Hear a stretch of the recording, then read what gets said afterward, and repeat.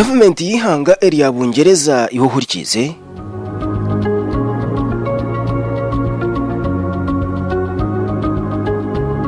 abebembezi omuri Bungereza barigireho bekerezana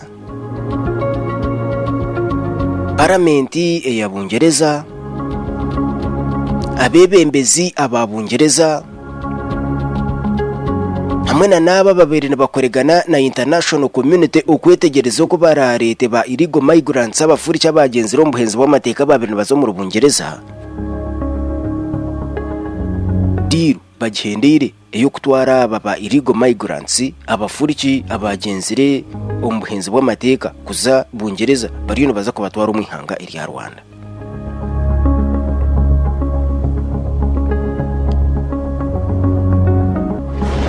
Ebugambo iwohurikize bugambirwe Prime Minister enganzi y'ihanga eri ya Bungereza Liz Sunak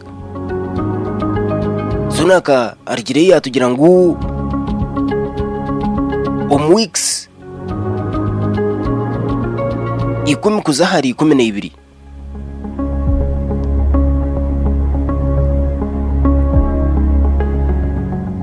weeks 10 kuza weeks 12 nabeja kuba enyonyi yo kubanza yashikira mu ihanga eri ya Rwanda netwara ba illegal migrants ababiri n'abafuruka omahanga ga Africa omuhenzi bw'amateka baza omuri Bungereza. Ijuka iwohurikize direge omukubanza ekatunga ekizubu igenenda okwisaho Prime Minister Liz Sunak habwebembezi omwihanga eri ya Bungereza nomanya Bungereza bo boine nabo boine ekizubu cyabo okwiyaho Prime Minister ninko kubare mu ibiri kugira ngo hatebu ebi barukufiteka mu tubyo wakora nababara mu ibiri kugira ngo warga habwebembezi.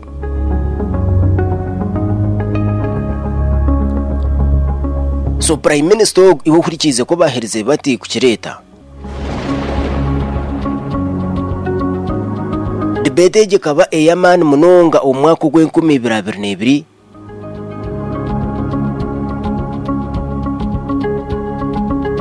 yagomeza muyaza omwaka gw'2023 nango ko babiri ba planninga okubareta omwihanga eri ya Rwanda baherizana no kugihereza sente ezo kwakira abantu aba government mu Bungereza Parliament yayeka mu murro ntumanyiso mu rogwe bugambo debate bazo mu mbuga z'amateka koti yayemereza okutwara abantu abo mwihanga eri ya Rwanda.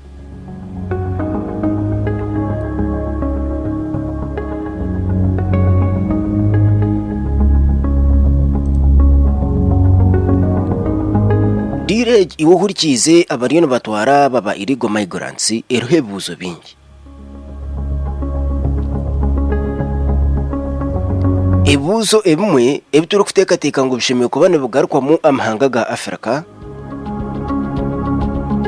ebuzo ebindi nibugarukwa mu government ya Rwanda ebuzo ebindi nibiza har African Union hamwe na United Nations ebuzo ebindi nibiza ahihanga eri ya Bungereza.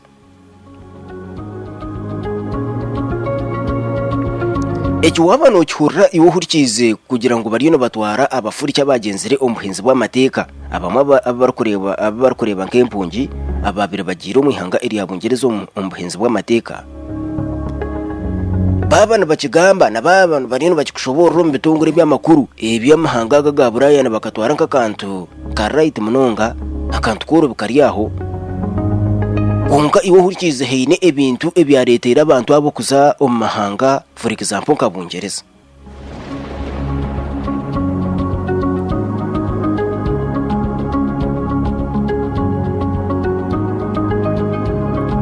nebintu binge byetorere iwohurikize haboko baba ababiri nabaza omuri Buraya abamwe bakana bahunga okuhiganisa bwo kwabire kuri omahanga gabo ababiri baza kuronda asylum konka batararabire omumitendera ishikire abandi n'empunge zabire zurukunuya omahanga ga Africa izatwirwe entaro abandi bakana babahiga nibabatora enshonga ezikwatarinana eby'obutegeki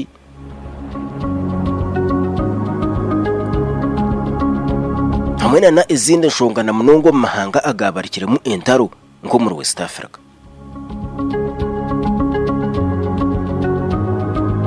Ekibuuzo ekyokubanza iwe ohurikiize eki twine kumanya habikwatarinana ebiri omunda omudiiro egi hagati eya Rwanda hamwe na n'ihanga erya Bungereza.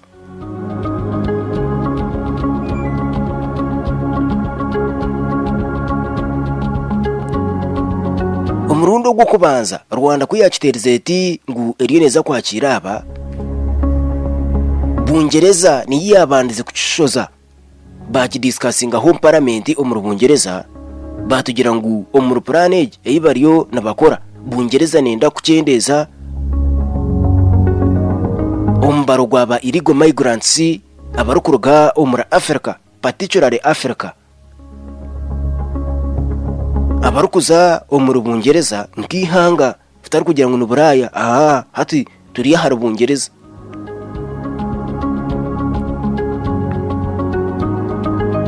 Umuntu baza kufitaho sente bazishashure ihanga erya Rwanda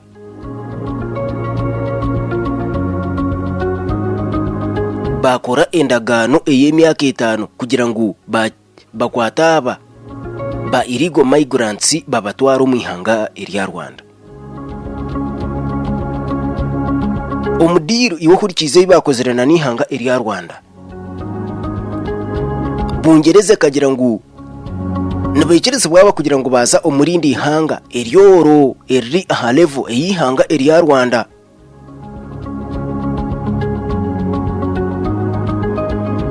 Sakona kona kantu kakuru ini kamanya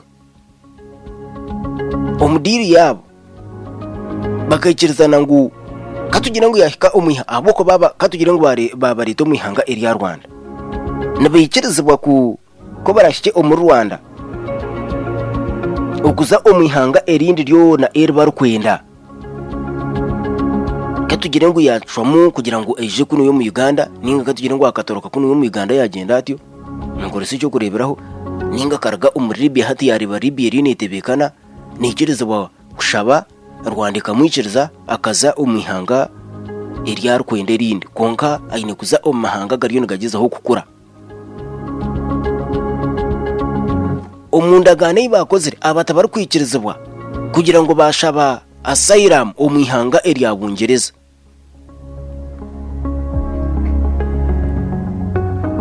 Tandi tugira ngo Bungereza murino mukora ibintu ebiriyo so ndiyo ningezaho kwihira bimwe ebiri omudiru eya Rwanda hamwe na n'ihanga erya Bungereza. So aba ombugufu babaretsere kunuya babashikire kunuya bababingire kuriya tabaruko bendayo haboko bomuntu kugira ngo koraze kuronda asylum koraze kuronda obuturu omwihanga erindi oronde obuturu omwihanga erindi ryo ndigezaho kukura nko orurimi nko barukoresa konka kandi orumo ryo no namahanga muru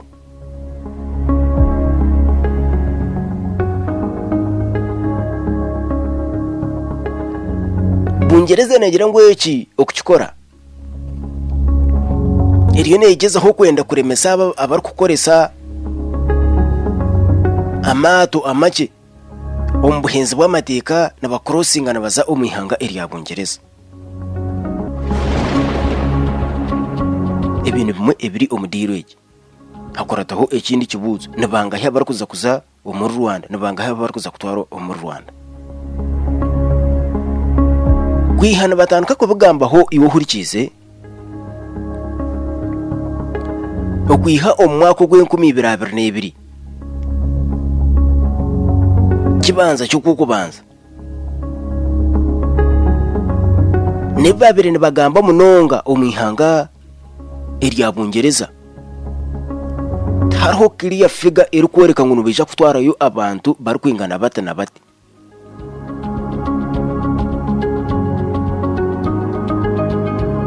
okwihaho iwo hurikize enyuma ho bakatworeka bungereze kombeka detentions ahi bari kubika abantu aba abari kunga kunuya embereze rukunuyo mahanga ga Afrika.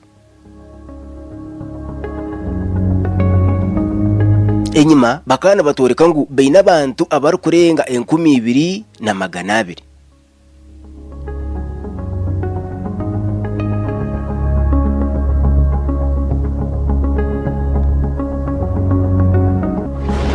So ihuhurikize natutebereza ngo bari ahiguriye 2,200 abo kubana hati eruso nakabyabere nagamba nango no ko ba parliament tabihire kiriya figure kugira ngo abantu niyo namba yaba illegal migrants abari kuza kwiha mu Bungereza kureto mu Rwanda.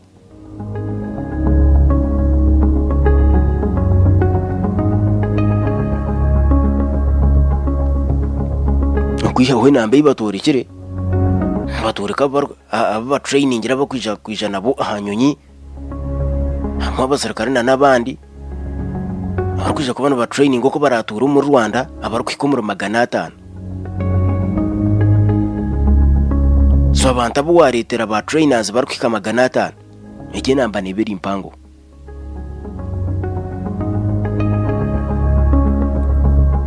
Mu Bungereza iwo hurikize ohireho ibibuzo bibire btwagarakamo diri yabo obiri hagati plan yabo Bungereza yo yakigendero tiri kwenda abantu abarukurwo muri Afrika barukuzo mu Bungereza.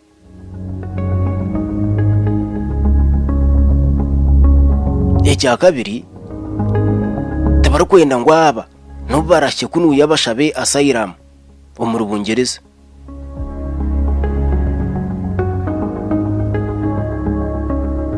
Ecya kashatu hariho indijo signal ibariyo batsindika kunuya mahanga aga Afrika.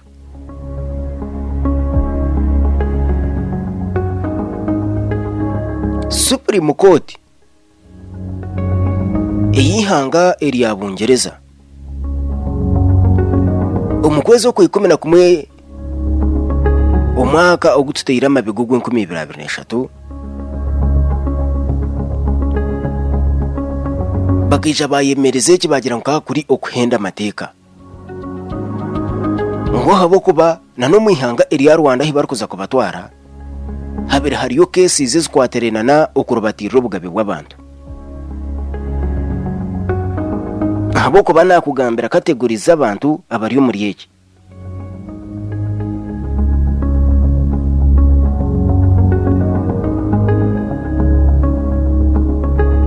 abamwe iwo hurikize nabahungire entaro omahanga gabo abamwe nabo abariyo baronda emiromo omahanga agabajungu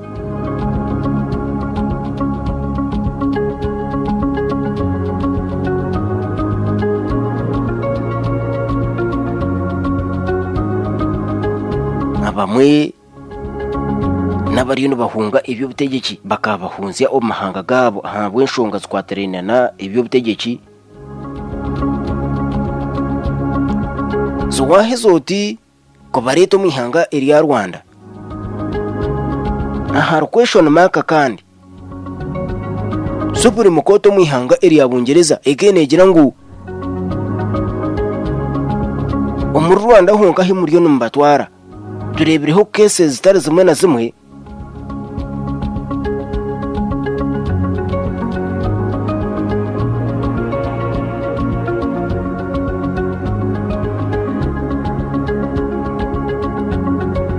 cases zitari zimwe na zimwe ezo kurubatira ubugabe bw'abantu. So aba bantu bari safe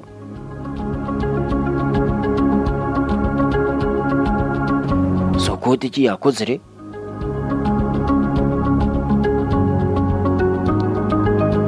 yabanza yayemereza ecyo kutwara baba illegal migrants omihanga eri Rwanda. Twatekateka ngo maybe Bungereza neza kucondoza munonga neja kucondoza munonga nabaronda umuringo gwo kubasa kuyambamo abantu aba na no kwemereza government ya Rwanda ey'Abongereza hamwe na Rwanda okuza omu deal egi. Konka ebyo bitakabaireho Rwanda eke yayakire sente iwe ohurikize. So bamwe bija baza omu kooti baza kushuruza babitwara omu paramenti omuriro gwayakire omu gavumenti Rishi Sunaka kandi benda kumwisa bwebembezi aho naho diru bagaruka bagira byamu ogundi murundi. Omubiru eriyabere takabaire iteka aho kuba omuri Bungereza baza gukora ikintu cyone nibateeka kukikorera omu mateeka biru baragira bagira ubundi buntu bayongeramu bagira ngo nibaija kutaho emiringo yona eyo kurinda obugabe bw'abantu abana bakoregana n'ihanga erya Rwanda okukuma abantu abo abari kwija kureta omu ihanga erya Rwanda. So bashweka hako ako kugira ngo nabaija kukoregana omu bikwatirana no kurinda obugabe bw'abantu abo bari kwija kutwara omu ihanga erya Rwanda. Bamwe ba MP omu paramenti ey'Abongereza tabarikirizaine n'abatahi babo enshonga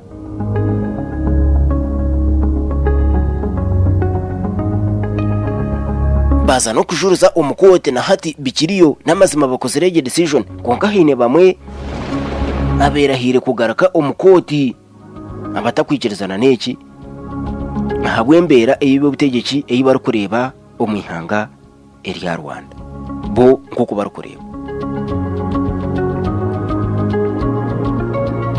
So bimwe ebikirizaine iwe ohurikize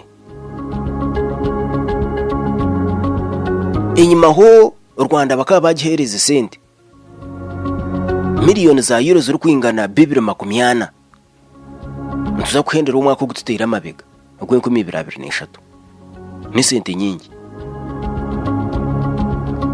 bayikirizana na Rwanda kugira ngo nibisha kuba yambaho ombyentasiya nababongera izindi sente.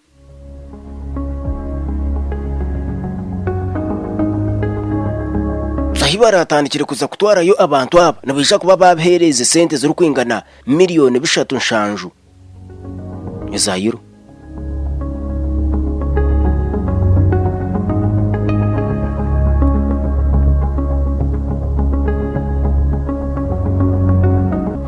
So abantu aba iwe ohurikize zimwe benefits bo aba Rwanda eki barino batagatinga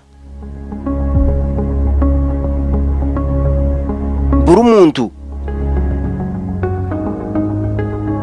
nuboreka ngo baza kubana bashashuriraho sente ziri kwingana emitwaro 2 buri mutwe gw'omuntu emitwaro 2 za euro.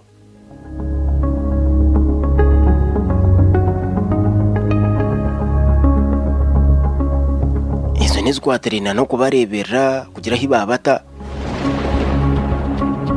kandi ahiguriye ekyo buri muntu bagarike bashashure sente ziri kwingana buri mutwe gw'omuntu kare buri kubara omuntu bagarike bashashure emitwaro 15 za euro okubisaho abantu abo na welfare yabo na ebindi bintu. So kwateziriya emitwaro 2 akite emitwaro 15 almost emitwaro 17 buri muntu. So y'u Rwanda iri mu business.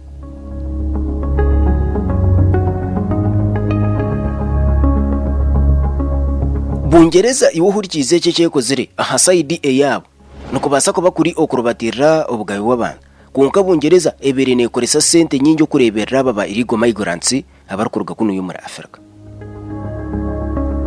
Buri mwaka baberene bakoresa billions zina za euro okureberera abantu abarukuruga kuno muri Afrika. So nibaramu niribe kiri kubasa kujugobera mu myaka nk'itano nikiha izi yakuberene spendinga umwaka gumwe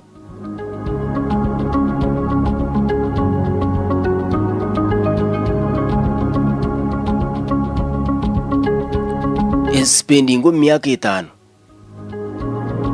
nehereza aba illegal migrants ihanga erya Rwanda. So ibi byona bikiri aho iwo hurikize amahanga gatere amesha hihanga erya Rwanda ko barkwija kutwariza abantu aba bukuba cyahereze kuba official ngu nibaza kuza umihanga erya Rwanda. Aba ba illegal migrants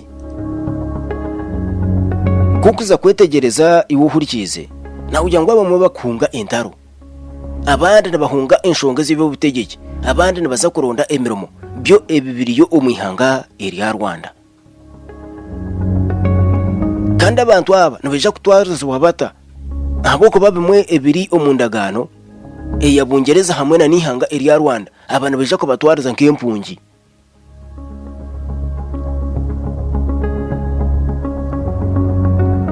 Sabaru kwija consideringa munonga nabagireyo omwaka gw'2021 no kusihati.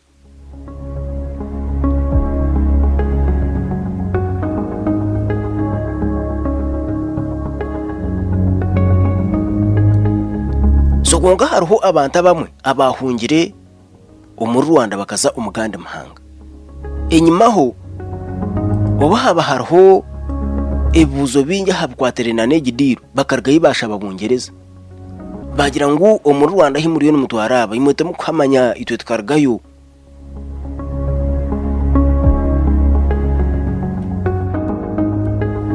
Basha ba government ya Rwanda nabena ngo bano bikiriza abantu aba batabatwarayo abuko ba ibar kuteka umuri Rwanda tibyo biriyo two kiri bahabura government ya Bungereza kuko government ya Bungereza yo ombugufu eriyo ne yibingaho abantu abarigira kunuya umara Africa. Rwanda is a safe and prosperous country. Rwanda is not safe. Rwanda is exactly like Russia. Our new laws will make it crystal clear that Parliament's view is that Rwanda is a safe country. If you wanted to be safe in Rwanda, you have to keep quiet. We have a groundbreaking, world-leading partnership. Rwanda, we believe, is a safe country. Arbitrary arrests, people being killed, journalists being abducted. After last night's Commons vote, Britain will deport asylum seekers to Rwanda, says Rishi Sunak. Rwanda is safe. So why has his government been granting refuge here since the controversial bill was introduced to people who have fled Rwanda, people the Home Office accepts have a well-founded fear of persecution? I don't drink tea or eat anywhere. No to a cup of tea and no to any offers of food when we meet Abdul Karim Ali. You genuinely feel the government could poison you? Yes, it can. I'm always careful of whom I meet, where we meet, what I do, or if I'm driving, how I park my car. This isn't just paranoia, he says. The Rwandan government's been accused of trying to silence overseas opponents. Mr. Ali is vice chair of the opposition Rwanda National Congress. The British government says that Rwanda is safe, that they've got a treaty with the government, that they've got assurances. It is an insult to those who are seeking democracy, an insult to those who are being tortured. As we speak right now, the jails of Rwanda are full of people who are there because of their criticizing or just speaking their mind, so they're prisoners of conscience. There are those who have lost their lives. A good example is Kizito Mihigo, who was a gospel singer. Hugely popular, Kizito Mihigo was once hailed by the Rwandan government. But when he dared release a song challenging the official narrative about the genocide, he was labelled a traitor. And the vocal artist Kizito, 38, was arrested last week. When Kizito was found dead in a police cell, the country's investigation bureau said it was suicide. Human rights activists question the circumstances. But it's not just those in Rwanda who feel at risk. Its government's been accused of targeting its own citizens abroad, including in the UK, something it denies. The fear that's been instilled within me, because we know the levels that they can go to. We know how far they can go. His identity protected because he fears he'll be targeted for speaking out. We've interviewed a man we're calling Robert in his only broadcast interview. He was granted asylum after the government introduced its bill. The reason I had to leave Rwanda was because I was suspected of supporting the opposition. And were you involved in politics? Were you involved in... No, I was never involved in politics. It's just having, an opinion. Ekirkwebuzibwa omuri eki ihurikize gavumenti ya Bungereza teturekire omuri aba aberiyo ne deportinga ne leta omuri Rwanda yaba harimu abantu abahungira omu ihanga erya Rwanda. Eki kibuuzo taina hinkirebire omu paramenti eya Bungereza ninga nguri Sunak ngu akigambeho. Habwokuba abantu batugira ngo barga omu mahanga gatari kushanaho muri Afrika abagire kuronda obuturo omuri Bungereza. Konka taina hiborekire yaba omuri yaba harimu orukurugo omu ihanga erya Rwanda kandi cyabire kimuhire omuri Rwanda cyo niki. Omuri yebe iwo hurikize amaraka gina kuterera egi interview eiba kozire harabamwe abahungira omu ihanga erya Rwanda bintu bahabura Bungereza ngo iki mutakikora. Bakugambira embeera eiba rukorabamo nyana ebyabungize omu ihanga erya Rwanda.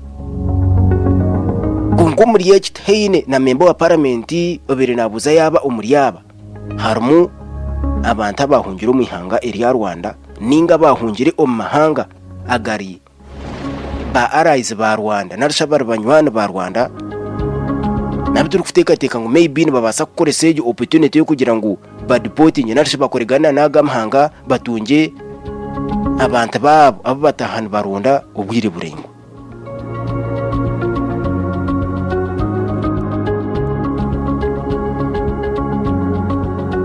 Kugira ngo ekene kishereko iwo hurikize gamwe omahanga ho muri Africa agarukira kukurata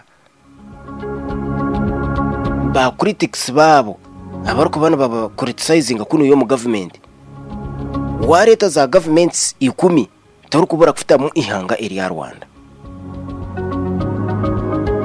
okutandikira bamwe abarukuyija bakahungira kuno yo mu Uganda bako bana bargo mu Rwanda abarukuruga obundi akagumzamo kaza nko mu ihanga erya Mozambique ninga barukugumzamo bakaza umuri Kenya abamwe abarukuza umuri South Africa assassination zezebereho enyimaho okutandikira hari karijyana nabandi hamwe no kugezaho abamwe kwenda kwitwa nabanda bari omahanga agabajungu. Iki nikitaho ekindi kibuze cyo kwebuza katugire ngo hine obar kwenda kutunga nibi omuntu arigire nko mwihanga erya Libya hino butekereza na General Khalifa Haftar ninga arigire omwihanga erya Chad abuzire kwikirizana na Idris General Muhammad mutabano wa Idris Deby katugire ngo babura kwikirizana konka kagire omuri Bungereza so kwiyagarka kuba bareta kuri yo mu Rwanda nayo inowe kwenda omuri Chad nabundi hine mishango yakozire omuri Rwanda ninga bosere ne bamwenda nikini kija kubanko kubare mwibiri okukora swap deal na nihanga tukorese cyo kureberaho for example nke cya Chad kugira ngo batunge umuntu ogo Rwanda nayo bihereze katugire ngo omba asylum seekers harmu orukurga omwihangeri swap deal nke yabazana bompira nkankwerezo ogu ni wemperezo riya tugezaho iwo hurikize kwetegerezana no okurondereza yaban ombirege bakatamo cyo kugira ngo Rwanda teri kwikiriza kugira ngo yakora swap deal na erindi hanga ekyo nakyo tinkireberemu mwitekere maybe haza kuba ryesherekere ushoshereke buri bwingi.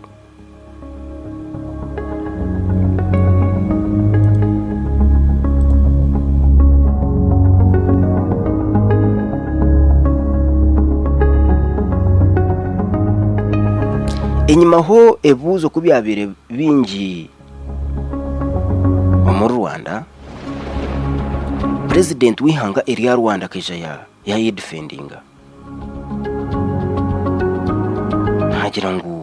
tukugira ngo baguzire abantu ngo baguzire mpungi konka ngo nageza ho kusorovinga ekizubu ecyaremere abebembeza ba Afrika okusorovinga. Ntubasa ko bantutaho ebuzo binja hihanga eri Rwanda kugira ngo Rwanda gire business abo kuba mbugufu ngo kuba kuri nko kugura abantu ngaba kugura ngo bagurwa konka kandi nabo bakatunga ubugabe bwabo mahanga hibabaguza abo kuba tubekerezwa kugira ngo baje kuba citizens maybe umbire bo meshe ko barakindure konka nabija kutunga ubuturo nk'embungi.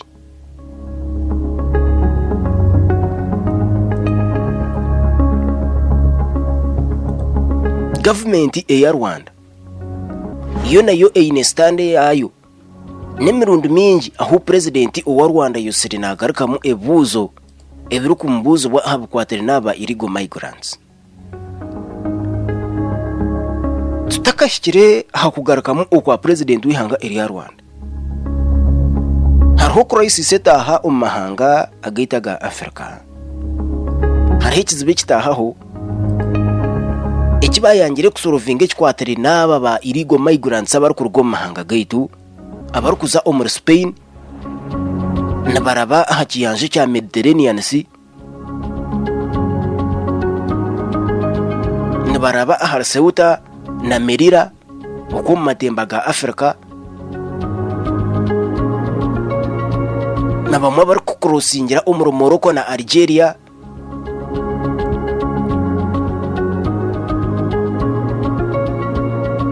abamwe abari kukoresa ebizinge ebinde bya Canary Islands uko muri Atlantic Ocean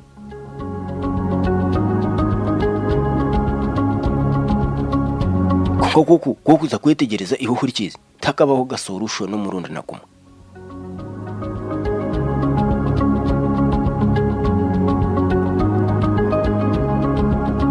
nemirundo mike ihuhurikize iyo mukagogwa African Union ibintu barabigambireho konka tebabihereze time nka habintu ebi bari kufokasinga ho kuba ko batungire time.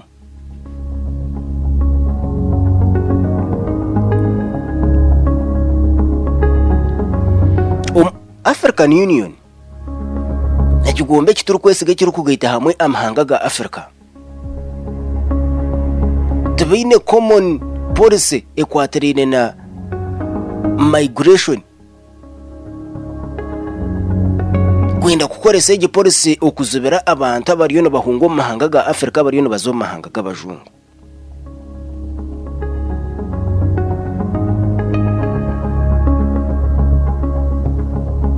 So igi migration crisis eriho okurga kunuya umar Africa kuzo mahanga ga bajungu umukagugwa African Union ukarima kushitama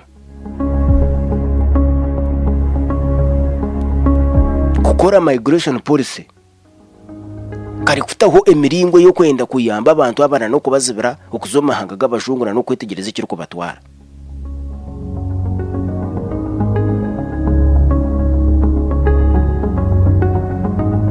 African Union ikitabaka kikahoga kukuza kwetegereza embere eri ahabiyanje ihuhurikize ebiyanja ebihango abantu aba bari kubana ba crossingira na wareba obutambe bonka bafutandikira hari Mediterranean kuko rebe biri kuba biri ahari Mediterranean Sea n'abari kubana ba crossing and baza umur Spain.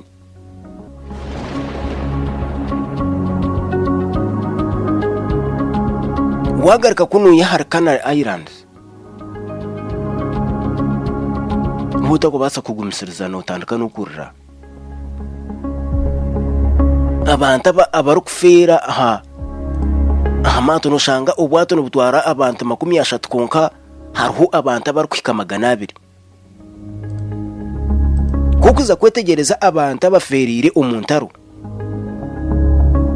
kari abari kufaburizo naba crossing byanje bino bazomahanga gabajungu inamba nekera eyaba bari kufera mu rutaro Kongo abari kufera mu rutaro Sudan abari kufera umuntare ziri omahanga ga Afrika obwa hateze turi kureba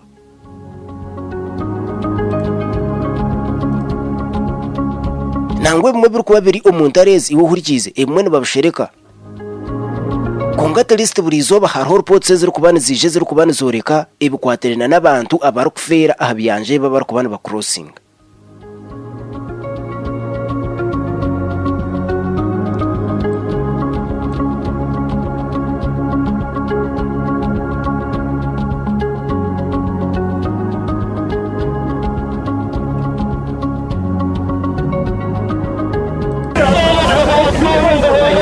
Last night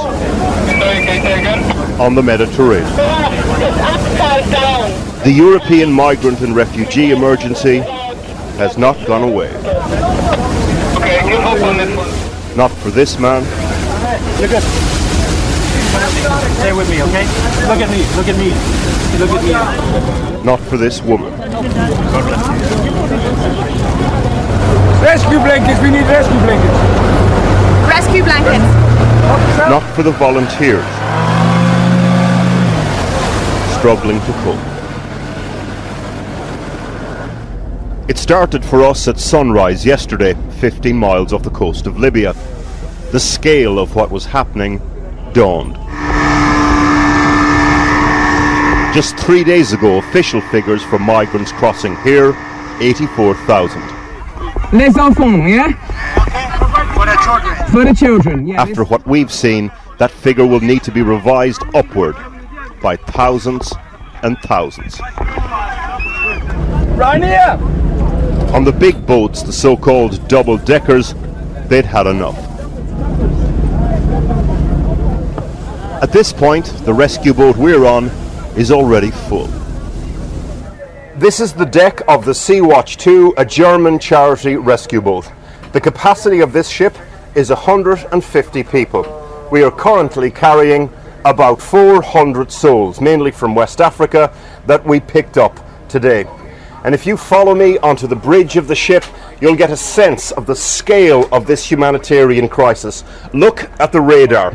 We've counted about 15 or 16 of those yellow dots. Every one represents a vessel. Some are migrant boats, some are charity boats, some belong to smugglers.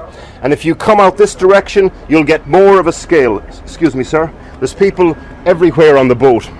Excuse me. If you look into the distance there, that large blue boat is what they call a double-decker. That's carrying approximately 700 people on 2 different levels. They've just arrived, and earlier in the day we were seeing people jump off those into the water, which is the nightmare scenario for the charities that are here. There are tough questions to answer here. Are these rescue missions part of the smugglers' business model? What of the politics of this? But for one woman, on one boat, the crisis boils down to this.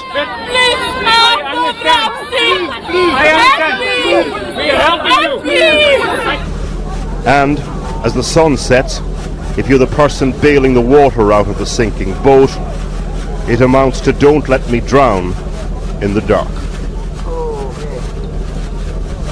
We need help now. We need help now. At night, the situation becomes critical. Radio messages bristle with panic. Migrant boats are sinking all around us. Iwo hurikiza katugira ngo enyanje zina bazitwara umukoti yensi yona ukarebera bamwe bari batandikira kutabariza Kenya nk'ebiyanje b'ibhango kugira ngo nguko hariho entaro kugira ngo katutabarize General Burhan ngo aritiro rutaro mu Sudan ninga katutabarize Sultan Makenga ngo waritiro rutaro mu Kongo ninga ngo tubuze munonga hari Khalifa Haftar nana abariyone ba Rwanda mu Libi nana habakaburize amayanja konga ko kuza kwetegereza n'ibiyanje nabyo tubyo ibiyanje bya mukamati bine shonga konga shongera kunuya abantu aba bariko bana barga nana imkago erhobwa hatanana ibigombe ebiruko gita hamwe amahanga ga Afrika nane kigombe cya African Union taba turiyo tugamba har police na kugira ngo tarho. In the past 3 years, more than 10,000 men, women and children have died trying to cross this stretch of water.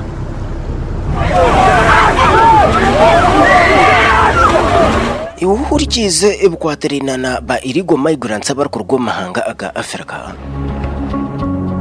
Harho ebinte biruko banu bihakunuya umara Afrika ebiruko batwara omahanga aga bajungu. Ibi biruko mone ntubimanya entaro ibura ryemirimo ubwebembezubi umuriza governments okwetorora amahanga gatara gamwe na gamwe nabamwe abari kugenda just kiriyo metema yabo nitwe na munonga bwo kubekikira kurwe myeto hey nabari kugenda kugira ngo by all means ninde ko kushika umbajungu hey nabari kugendera harayi nejo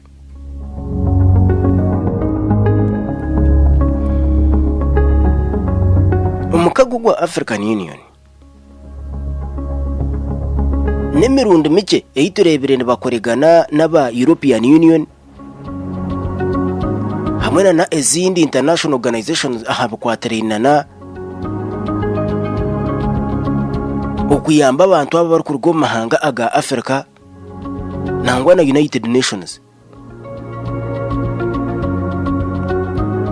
enyuma ho pressure kuyabere eyaman umurza governments ezabajungu umukago gwa European Union enyuma abazuhine endagani bakozerana nihanga eri ya Morocco umukago gwa European Union nabote bari kwenda abantu aba ngo bagaricyo mahanga gabo bari barunda umuringo ibakatanuka kwikiriza no mwaho we 2018 so na hata bariyo nababitu mu nkora na nihanga eri ya Morocco kunga European Union kacha ko bakozereho na n'umukago gwa African Union hine sente zibateireho ezibaretere ahansi ya program ya EU Emergency Trust Fund for Africa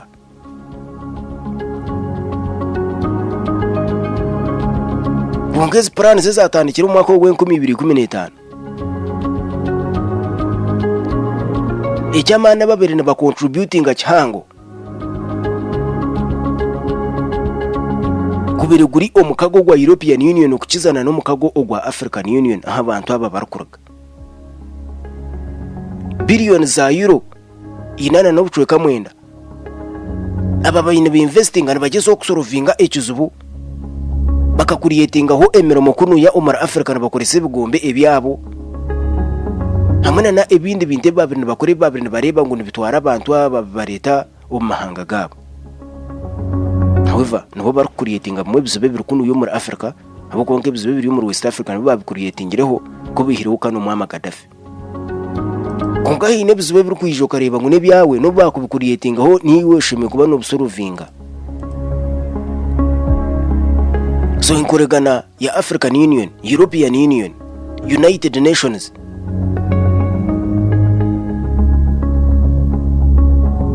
debere mpango kugira ngo basorovinga egi issue na kugira ngo abantu abari kufabura izoba nabakira abantu abari kubwo mu ntaro mu mahanga ho muri Africa abari kufabura izoba nabambuka ubundi twagezere ngo abatabene training na no kwegesa abantu abo ko bakubasa okuhanga ho emirimo mu mahanga gabo nemirundenga hi African Union eyenegeze y'okutrainingana n'okuhangahangaho emirimo omu mahanga na munonga gari omu mukago gwa African Union. Ubundi nyowe basa kuba ntari informed.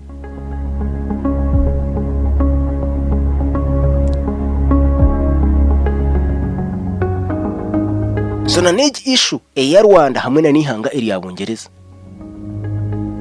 ekintu tekateka kikabere kiri nano mu rukiko rukuru rwa African Union no mu rurembo rwa Addis Ababa mu ihanga eri ya Ethiopia bakiganiraho abo kubaba n'abantu barigire kunu yo muri Africa.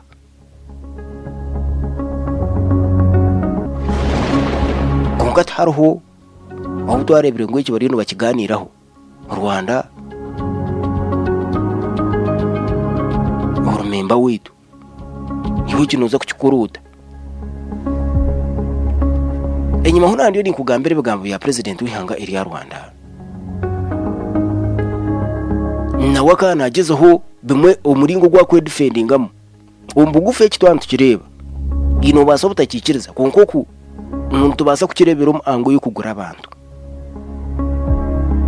abo kubana bana bashashura kandi bashashura kugira ngo mu mateka bagira ngo abantu baza kuba abatuze bawe ngo ni citizens abo ko of course hine baza kuba citizen hine ibintu byoshemeye gushyikiriza aho kugira ngo mbarete babe begamire kunuya mushashura kasende ikintu modern slavery eito akobasa kugamba ho umucyasheki ahubwo batuwa tuwanchwa mutuze tuwasorovinga issue eyankere omahanga ahina birendi ninza kwiranga ninzo mahanga g'abajungu namazima hina bamwe nakugira ngo bamwe nababa byekorera inzwaza za mistakes zabo konka abandi bakabatine ndijo option bakana ba saving amagara gabo. So kugira ngo umuntu wamureto muri nkoko just wamuguza ngo abe mpungi so tariho muringo na umurundi na gumwe ubutwarebera African Union kugira ngo bariyo no babuza ihanga eri ya Rwanda imwekere muza kukikora muta.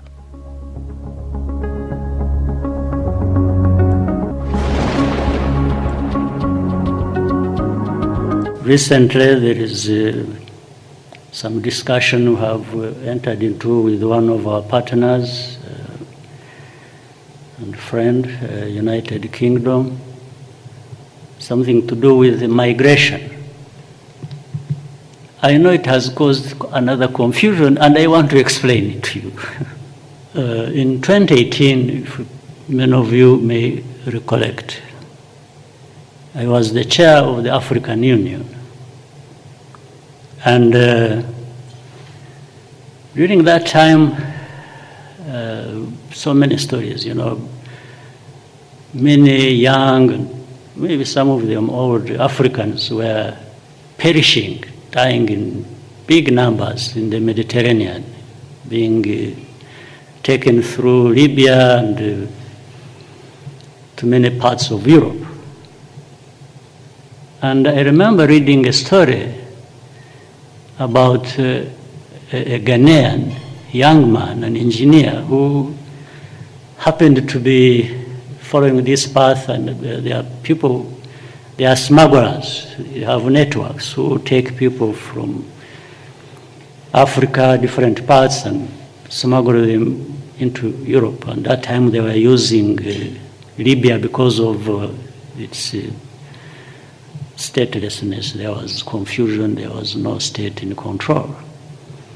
And in fact, hundreds, if not thousands of them were trapped in Libya in different places in the prisons, starving to death, others abused in all sorts of ways. Some people had started coming, picking some of them and taking them to their countries to use them as slaves.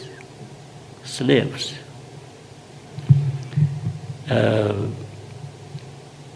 So, and we were somewhere discussing with some of the leaders, and I was telling them, why don't we address this problem?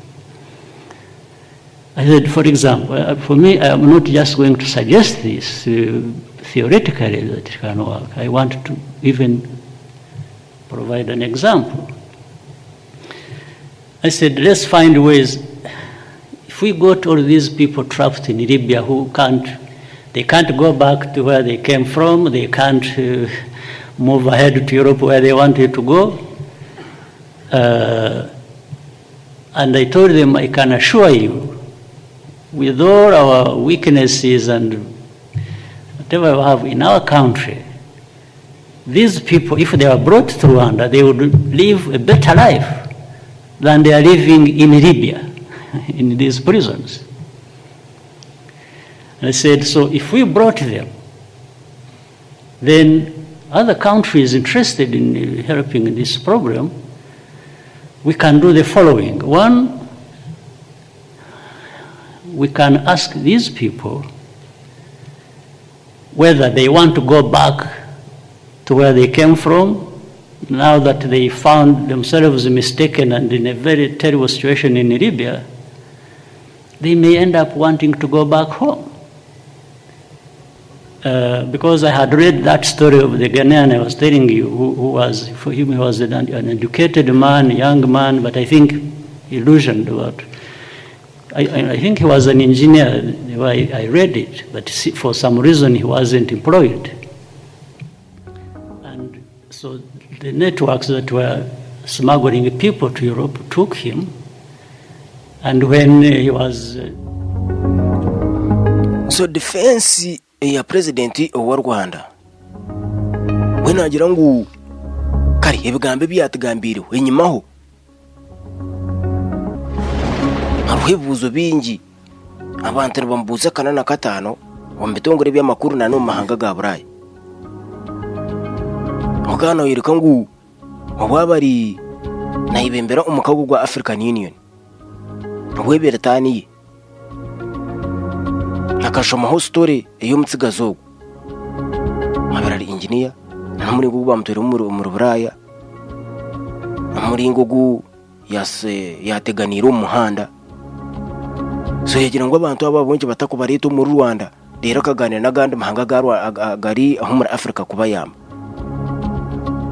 so mugufu nawe nawereka ngo no weakness yakuberuho kuno yo mahanga ga Africa konka warebo muri ngo abantu bari kubana ba crossinga nuko abantu bari kubana bagwa hagati y'amezi nabagezeho kuza umahanga g'abajungu simwe mbereze ko batwara neza rukunuya however hariho zimwe zo creating abajungu so hina bamwe abari kufitera amasasi habisika mwe agamo amahanga gakombeka ibisika by'amashanyarazi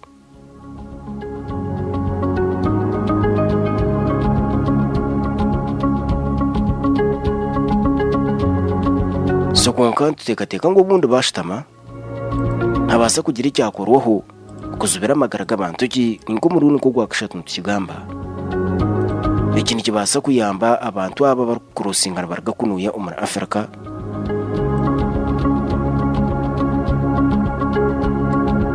nabaza umahanga agabajungu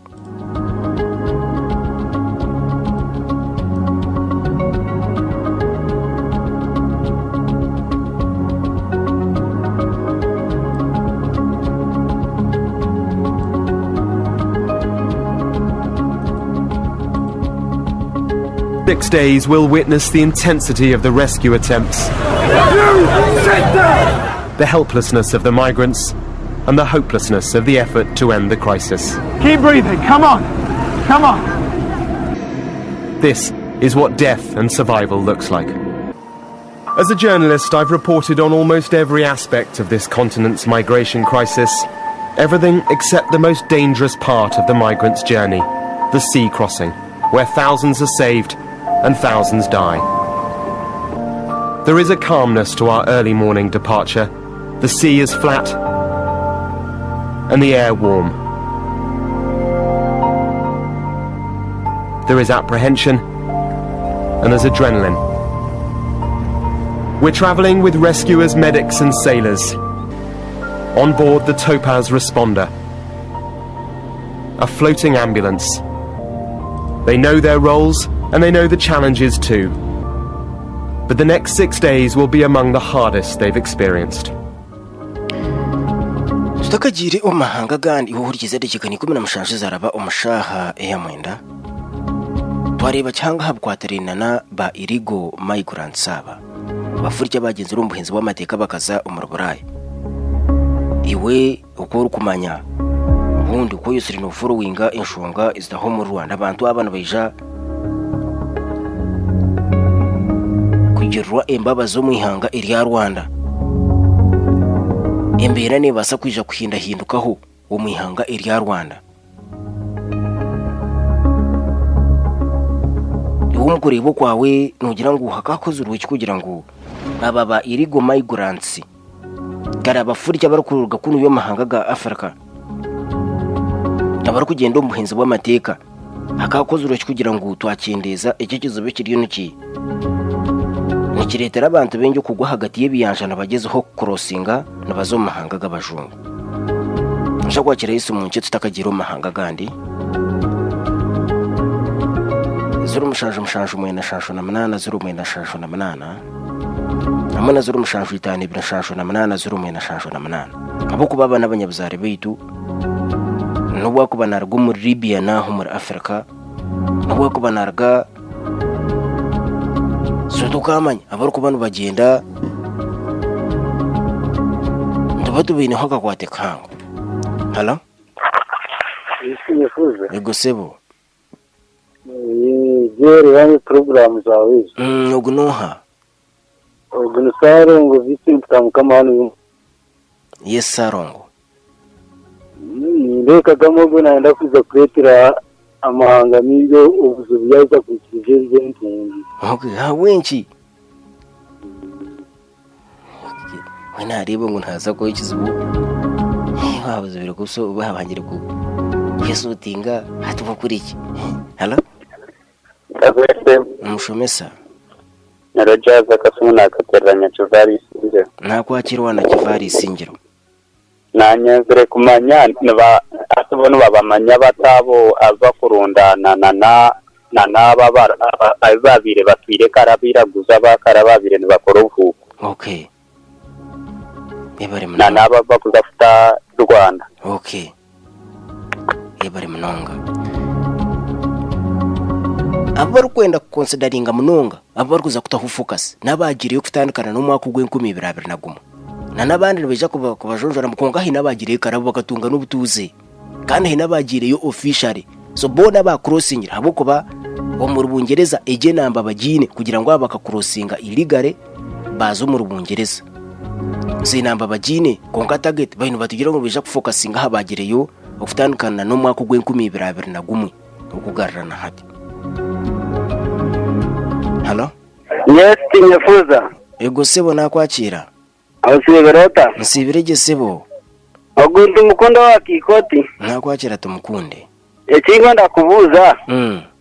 Kuba kuba leta bakatu mu Rwanda. Nibenda gumana babarebera nayo nibabase mu Rwanda konka. Okay. Yebare mno. Nababarebera aho wenje tugambe cyako kuba harimo akasente. Buri mutugo muntu just okubarondera obuturu ahibar kuja kutura inyuma hoho bakabatereho ombire babiri batire omwishengero eri abungereza buri mutugo muntu kare buri muntu emitware ebiri eza euro beja bagaruka babongera emitware 15 ya euro so of course izo ntutekateka ngo nje kubana zikora hardware fair na relocation yabo. Hello? Alo nakwakira. Yego sebo. Tubaye watanja program. Innocent personal. Nakwakira Innocent. Kurikiza kuja kalkwa nyamjana. Bari kucheza program nungeje. Bari munonga sebo. Niguyenje yanasima. Hello? Hello mabinyefuza. Yego sebo nkurire. Babare kweza. Nugunoha. Ubu ni Pastor Bakro wakashuna. Yes pastor. Ati. Abazungu abantu bese bavunga ati bakutukunda. Ati. Ni imbuza. Oko mbungereza umwanya gubuzireyo. Okay. Bweshi icyabahungizo munsi yabo umunsi zabo. Nogira ngo Rwanda ntibaragira robusinge. Bari munonga. Bungereza yo umbugufu nigira ngo neza kurunda umuringo gwono gwo kurwanisa abar kutwara abantu abo mu Rubungereza umbuhenze bw'amateka kandi muri ye kikwereka ngo tabar kubendayo na no mwitekere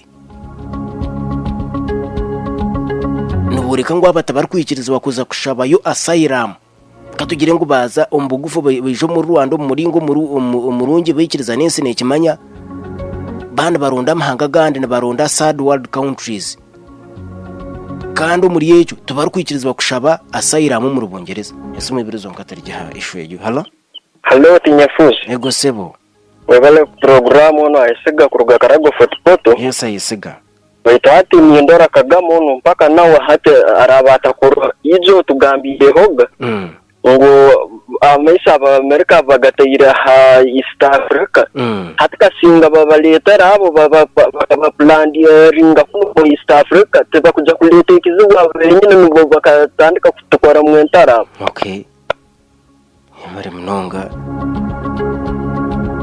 munanyangu ntasa ko hello tinyafuzi ego sebo program wanyenda nkunda David Kurgari akawo nakwakira niba president Kagame yakuretera Afrika ikizo kandi kana ba Afrika kandi umuntu ko waje kuko mu Afrika kozo mbungereza icyabe twasigira no jangu niki okay kongamanya unayo bungereza ekabandize erebera babariyo denete kabamateka go kureba ngo tagira abandi abayongera kuzayo kureba ngo yatahe miringo yono kureba ngo no Afrika yatayobore ubunango buyambi kureba ngo abantu bagumana batoroka no bazabungereza okay yabari program yabari munonga